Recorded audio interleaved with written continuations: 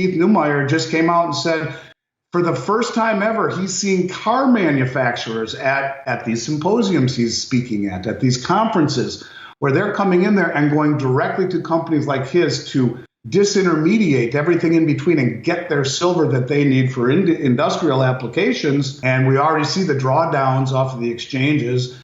Ted Butler says there's a massive shortage in commercial grade bars, that the majority of the bars that are on the exchanges are not for sale, that the open interest is many times what is available for delivery, that we are really close to that moment. There have been lots of talks of an impending silver supply shortage for as long as most silver stackers can remember. But the warnings have become more severe in recent times, and more experts are saying that warning days are quickly drawing to a close. According to Keith Neumeyer, the chief executive officer of First Majestic Silver, there has been a drastic increase in the industrial applications of silver. This means more and more renewable energy companies, car manufacturers, and other sectors are showing more interest in a metal that is continuously touted as the poor man's gold because of its low price compared to the yellow metal. Neumeyer is at the forefront of these developments, and his warnings definitely hold a lot of water.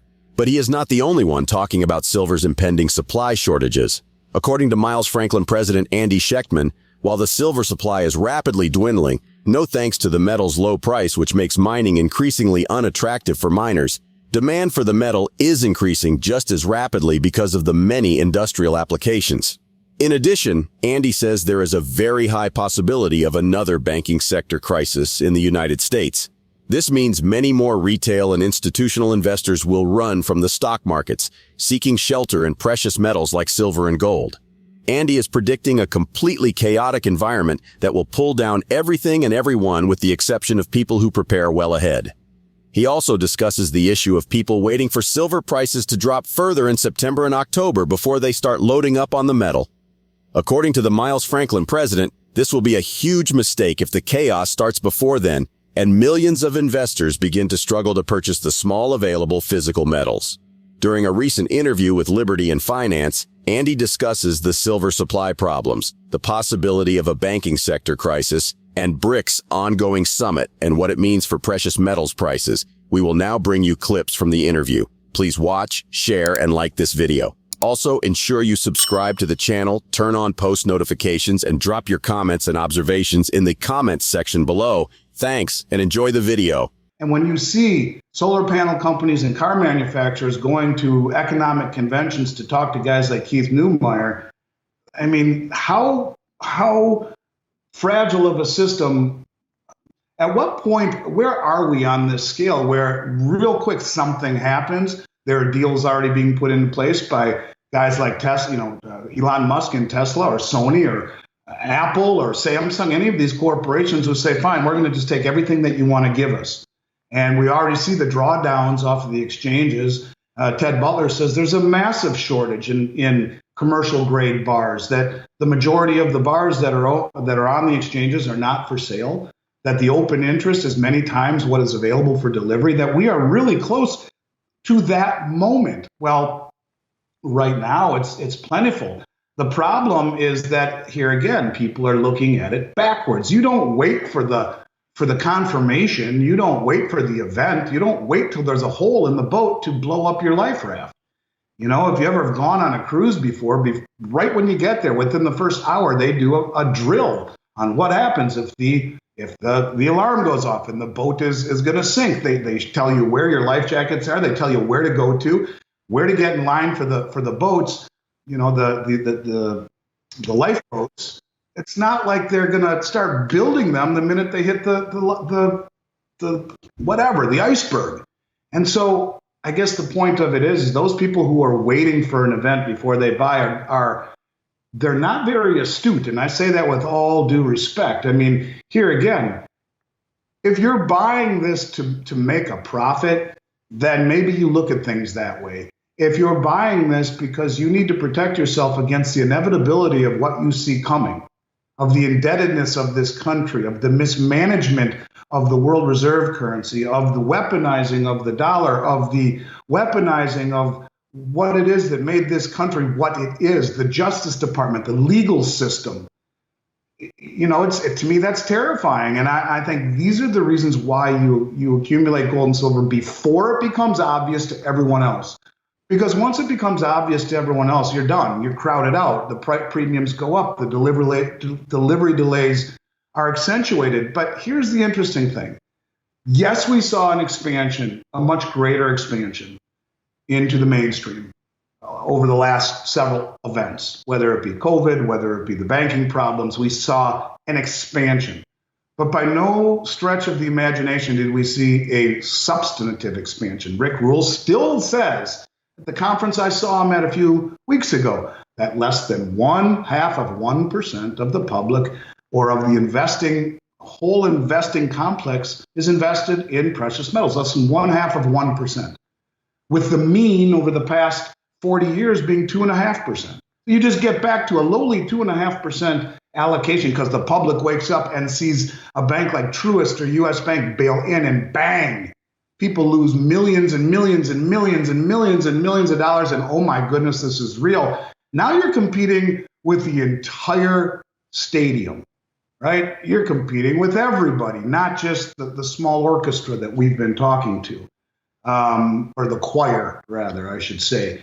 And now you're talking to everyone, including the people outside the building who are running as fast as they can to do what they can to protect themselves, which will only exacerbate the demise of the banking system, which will only raise rates, which will only create more chaos. If you don't see how this can snowball out of effect in a matter of minutes, hours, days, you're not really seeing it clearly, in my opinion. And so you don't want to wait to develop your core position. If you do, you're making a monstrous mistake. Andy is certain that the crisis is coming, and it's going to be very chaotic for Americans, many of whom are living paycheck to paycheck and can no longer afford things that used to be basic necessities like a proper roof over their heads. Andy adds that the American dream is dying, if not already dead, and the country we once loved and trusted is no longer there, and we must all take steps to protect ourselves and families against what's coming.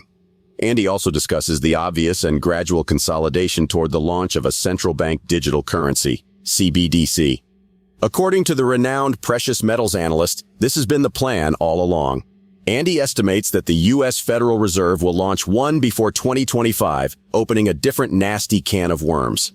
During the interview, the Miles Franklin president also talks about the ongoing BRICS summit and the announcements he expects from the bloc within the next couple of days. Let's get back to the interview. The trade settlement currency is coming. Will it be announced this week? Maybe, maybe not. There's lots of conflicting information. James said yes, and one of the representatives from South Africa said no.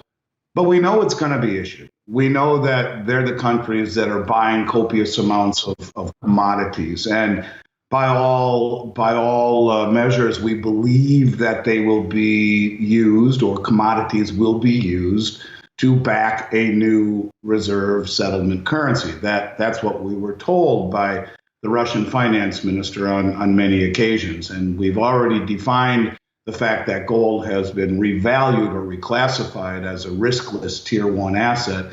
Makes very good sense, in other words, to believe that anything that would rise to challenge the dollar or the system would need to be something that would be trusted, where we wouldn't have to rely so much upon those that are issuing the currency rather than what is standing behind it.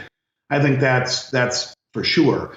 And look, whether there is no earth-shattering announcement this week, the dollar's dominance is being weakened by the day, and you can see it, you can feel it. Even just last week, India did a major oil deal from Abu Dhabi and paid in Indian rupee instead of U.S. dollars. And for many years, that would not have been acceptable. That would have been met immediately with all sorts of backlash by the West. But this is just more of the same thing. We saw France do the same thing with the United Arab Emirates in a liquid natural gas deal paid in yuan. And we see Brazil doing the same thing in selling their corn and their commodities to China for yuan. And so we are witnessing a continued de-dollarization. And as I've said since that conference, then again, and in all the podcasts I've done subsequently, to me,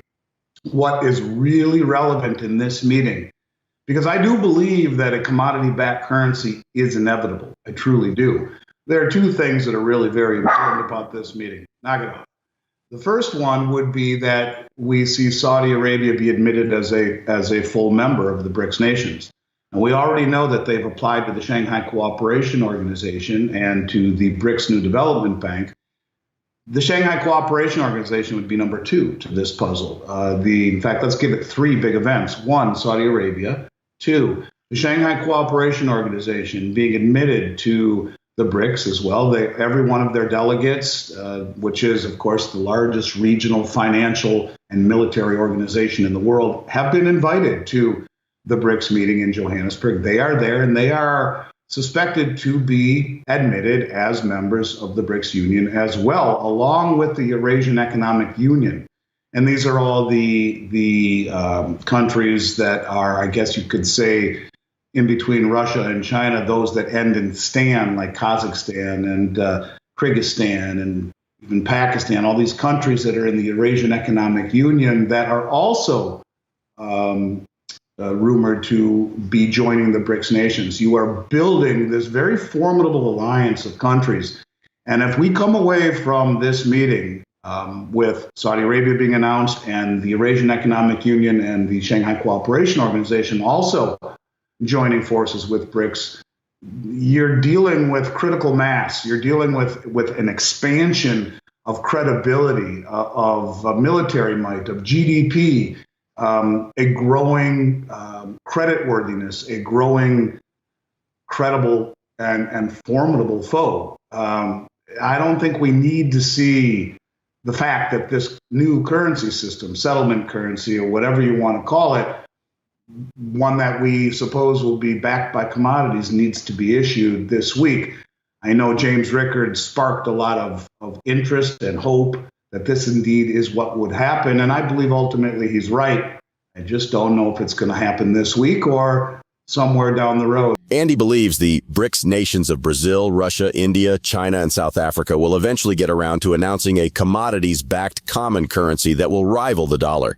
But he doesn't think that will happen during the ongoing summit. He explains that a commodities-backed settlement currency will have the veracity, trustworthiness, transparency, and credibility to really compete with the US dollar, which is backed by nothing. Even without a common currency being announced, several foreign investors, and according to rumors, even BlackRock, the world's largest asset manager, are moving away from US treasuries and stock market indexes into emerging markets. And investors like Warren Buffett and Michael Burry are shorting the market or selling their shares when the S&P index is so close to all-time highs. Do you agree that these are all ominous signs of an impending collapse? If yes, what are you doing to protect your wealth in such an environment? Please drop your comments and observations in the comment section below. Also, ensure you like this video and subscribe for more. Thanks for watching.